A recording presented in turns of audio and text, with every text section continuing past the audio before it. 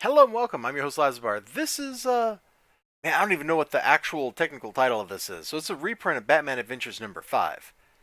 I think I've had this for a couple of months now, and it like got lost in the stack of books and the general mess in my home office here. So I didn't read it until today, which is the 19th, Sunday. So I don't know when this video is going to go up, but it was a great book.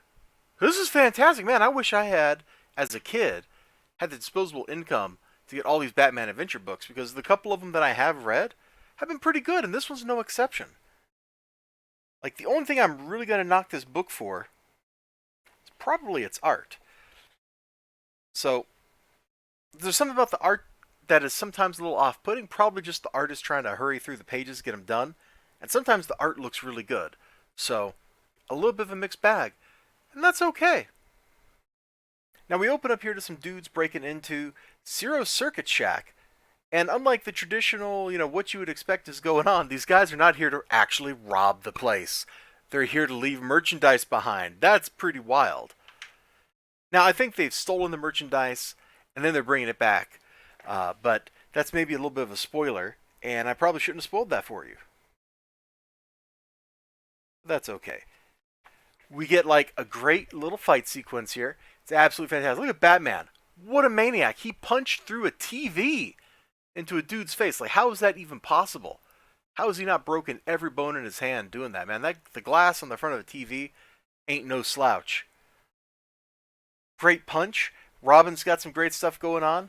Look at this. This is maybe my favorite panel in the whole book. Right here. Just that look that Robin's got as he's sitting there crouching, taking a look at the stereo. You know what to do? Check. Let's see what makes you tick. And he ain't talking about the dude that got knocked out. Robin is 100% talking about what he's about to do to that boombox, man. He is going to take that apart and do some science, or at least some engineering. It's great stuff, man. It's absolutely great stuff. And I'm trying to think like what else I can show you in here without like spoiling the whole story. Because this has got Scarecrow in it, and he's got like the best plan ever. And it's all about revenge. Like, I love how petty the plan is. The consequences of his plan are tragic and terrible and horrifying, as we see later in the book. But the plan itself is just revenge. Here he is dreaming about the setup for his plan when he's in here trying to teach a class to a bunch of kids and none of them are paying attention. My name is Scarecrow, Scarecrow, says the mask. Now, he may not even be doing any real teaching, like, as I can't tell, like whether this is something that he's hallucinated or if it's something real or what. But, we go from like the kids to the criminals, so maybe if I'd read the book more closely, I would be able to tell, like, which one of these scenarios is quite the real world one, which one isn't. But at some point, he's got to get out from Arkham to do his scheme. So I kind of choose to believe that this is probably the real and this is the hallucination, but maybe I'm wrong. Also, I love how the guy who's over here, like, talking about releasing him, like, both of them, they've got devil horns. Like, that is a great touch. My God. I've graded papers before where I've kind of had this moment. My God, he didn't even spell his name right. Like, I don't think that one has ever actually happened, but I know the sentiment, Professor Crane. I know the sentiment. Let me just say. The book is great. It's a great balance of investigative stuff.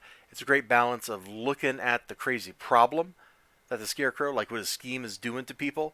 It's got a little bit of actiony punch. It's well paced. I like a lot of the stuff in it. Like, pretty much every panel with Crane in it just looks great, man. This is probably the best one sitting here in the shadow, except for that big honking nose he's got, man. He's like a goose honker right there. Honk. Got the mask. Like, there's just so much I like about the way the book looks. I wish every panel could look just fantastic, but there's one or two places where it doesn't quite work out for me. One of those is actually right before that action shot. I just cannot, for some reason, I can't stand the way Robin looks right there. Like there's something about it, his face in particular, it just rubs me the wrong way, and I don't know why. Can't tell you why. And then on that opening page, like the use of shadowing here feels wrong somehow. I don't know. But then I like look immediately below at this like silhouetted bit, and I'm just like, this is great. So maybe I don't know what I'm talking about. It's entirely possible. What I do know is I had an absolute blast reading this book whenever it came out. Does it say anywhere in here when it came out? Um, I guess I've had this book for 9 months, according to the back of the book. It's got a date of December 2020, so apparently this has just been like bumming around in my office for 9 months without getting read. So that's where I'm at in my life. It was a great book though, and it was only $2. Like this, bargain. It's a bargain. You should go for it. If you see one of these and you haven't read this story yet, do recommend. You can just pick up this Batman story with no prior knowledge. It was awesome. You all take care of yourselves. You have a great day. Remember to like, comment, subscribe, all that good stuff. Until next time, bye bye.